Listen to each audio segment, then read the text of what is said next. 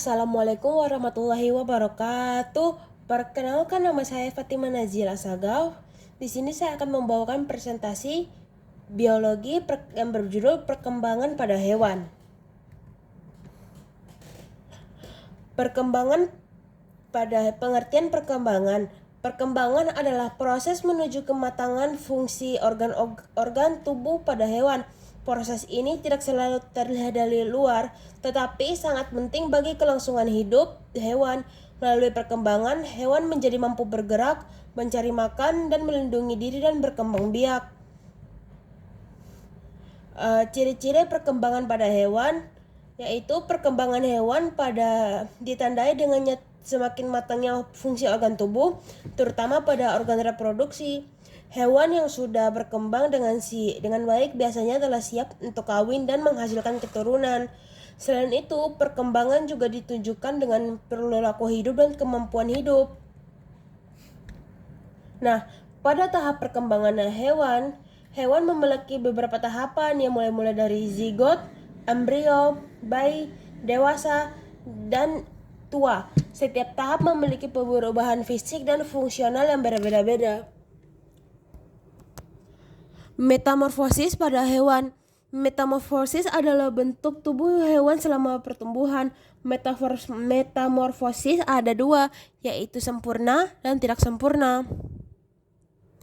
Ada beberapa hewan yang tidak mengalami metamorfosis, seperti kucing, anjing, dan sapi. Hewan tersebut tumbuh dari anak hingga dewasa tanpa perubahan dan bentuk yang mencolok. Kesimpulan materi pada kali ini adalah perkembangan pada hewan adalah proses perubahan fungsi organ tubuh menuju kematangan secara bertahap.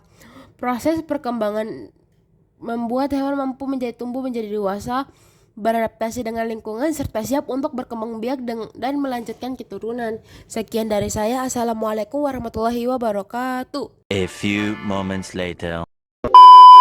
Assalamualaikum warahmatullahi wabarakatuh. Di sini saya akan menjelaskan pertumbuhan pada tumbuhan. Oke, yang selanjutnya pengertian pertumbuhan-tumbuhan.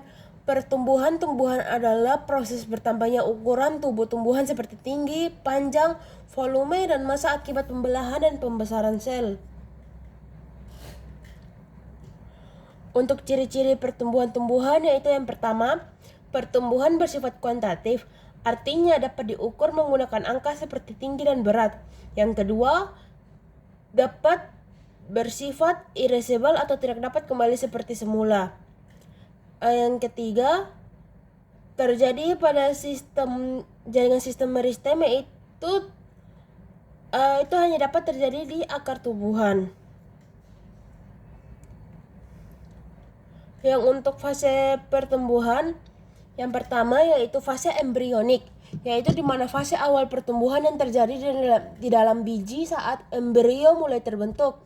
Yang kedua itu fase perkecambahan, yaitu di mana biji mulai tumbuh dan muncul akar-akar pertama.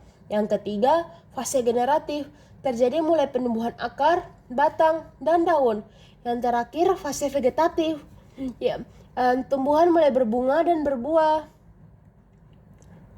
Faktor-faktor yang mempengaruhi tumbuhan.